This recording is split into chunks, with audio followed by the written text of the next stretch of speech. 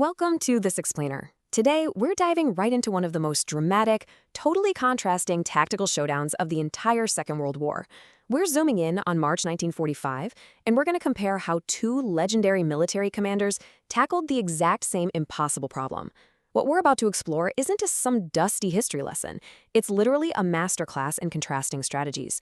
We'll be comparing Field Marshal Bernard Montgomery and General George S. Patton as they basically raced each other to crack Germany's final, most formidable barrier.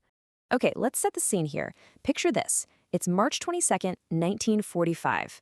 We are standing on the freezing, pitch-black banks of the Rhine River. And guys, this isn't just any regular body of water. At 820 miles long, the Rhine had served for over 2,000 years as the physical edge of civilization, and it was a deeply sacred symbol in the German imagination. By 1945, it was Germany's ultimate natural fortress.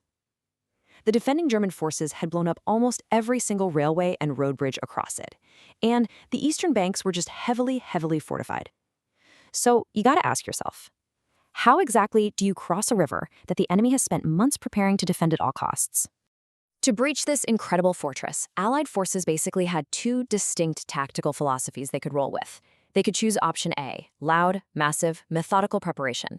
This means bringing in absolutely everything you have, artillery, air support, 1,000,000 men, and essentially just smashing down the front door.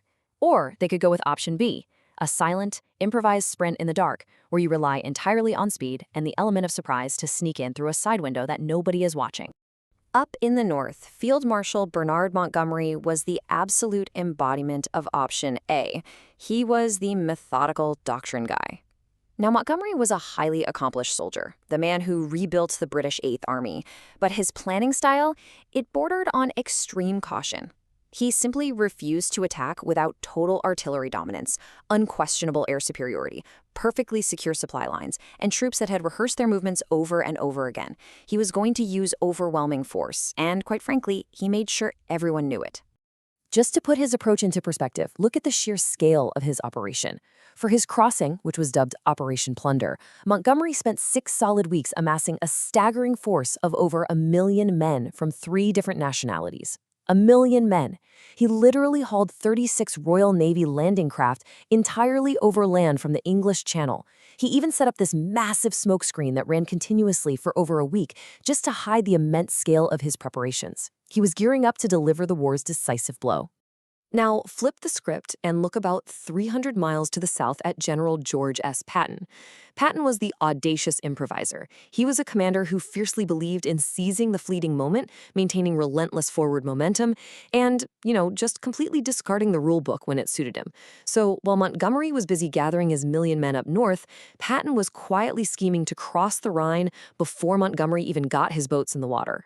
Patton's commanding officer, General Omar Bradley, actually encouraged this rivalry, with the official history noting orders to take the Rhine on the run. So Patton had his engineers quietly evaluating the river's western bank for weeks. But here is the absolute genius of his tactic. He wasn't looking for obvious historical crossing points or places with good road connections, not at all. He deliberately hunted for a soft spot that barely even registered on the German priority defense lists. He chose this tiny little wine town called Oppenheim, purely because nobody was watching it, and purely so he could cross before his rival in the north.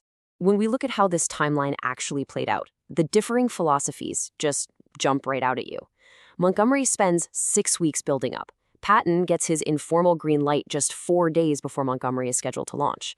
At hour 0, which was 10 p.m. on March 22nd, Patton launches a completely silent, whispered assault. By hour 18, his engineers have a bridge built.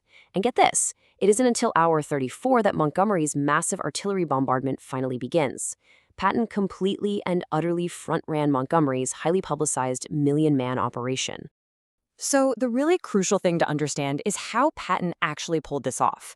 To hit his timeline, he had to rely on absolute total stealth. He used 0 preliminary artillery. Not a single shell was fired to soften up the eastern bank. The assault boats, they weren't driven to the water. Guys literally carried them by hand over muddy fields to avoid any engine noise. Every single order was passed down the line lip to ear, exclusively in whispers. And at the exact same time, American radio traffic was acting as this brilliant decoy, faking a buildup much farther north so Berlin would expect attacks at entirely different cities. But getting troops across quietly was really only half the battle.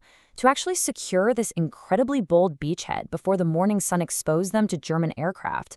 The 249th Engineer Combat Battalion achieved something that just borders on miraculous. Under the cover of darkness, with the enemy just 400 yards away, and under strict orders to make absolutely no noise, these engineers built a 1,200-foot floating pontoon bridge across the rushing currents of the Rhine River in just 18 hours. It was officially the fastest major assault crossing of the Rhine in the entire war. The moment it was done, Patton makes this deliberately low-key, almost conspiratorial phone call to General Bradley. He famously says, "Brad, don't tell anyone, but I'm across. I sneaked a division over last night." Well, this news completely stunned Supreme Commander Dwight D. Eisenhower, because while Eisenhower privately knew it was a brilliant tactical maneuver, he suddenly had to carefully navigate the massive diplomatic fallout of an American general completely upstaging their British ally just hours before Montgomery's grand offensive was supposed to kick off. Meanwhile, 300 miles to the north, Montgomery's massive Operation Plunder finally thunders to life. And honestly, it was exactly as advertised. Around 4,000 Allied artillery pieces fired for 4 continuous hours. The very next day, Operation Varsity dropped 14,000 paratroopers east of the Rhine, which remains the largest single-day airborne operation in history. It was launched with absolutely zero element of surprise. The Germans totally knew they were coming, but Montgomery's logic was that such overwhelming force would just smash right through the organized German resistance. And, to be fair, it did, proceeding brilliantly by all measurable military standards. Let's look at the ultimate tactical scorecard here, because the data reveals some staggering differences. Montgomery traded immense time, 6 full weeks of prep, and ultimately accepted high casualties to guarantee a win against fortified forces. Operation Plunder cost 6,781 Allied casualties. Patton, on the other hand, traded safety and artillery for extreme speed and the element of surprise. By sneaking across quietly against a depleted militia sector, his assault crossing suffered an astoundingly low 34 casualties. Just 34. It's wild. Now, both of these operations successfully crossed the Rhine, achieving their goals. But they represent this fascinating, fundamental split in military doctrine. Doctrine is essentially the textbook way armies are formally trained to operate, right? It's the accumulated wisdom, the established rules, the mathematical calculations of military planning that dictate exactly how you are supposed to overcome obstacles. And this brings us to the absolutely crucial takeaway of this explainer. The Germans fortified their positions perfectly according to doctrine. Montgomery attacked perfectly according to doctrine, taking every single box for artillery, air support, and troop numbers. But Patton's approach worked so incredibly well because he understood the doctrine deeply enough to know exactly which parts of it could be thrown out. He realized that when surprise is actually achievable and speed matters more than safety, the established rules literally become the obstacle. Which leaves us with a really provocative final thought. And this is why this piece of history matters so much to us today. When you are navigating your own seemingly impossible barriers in life, whether that's in business, your personal goals, or creative pursuits, what is your default strategy? Are you the type to painstakingly build overwhelming force and tackle the problem exactly the way everyone expects you to? Or do you actively look for the blind spot, throw out the manual, find the quietest crossing, and paddle in the dark? Think about that for a bit. Catch you in the next explainer.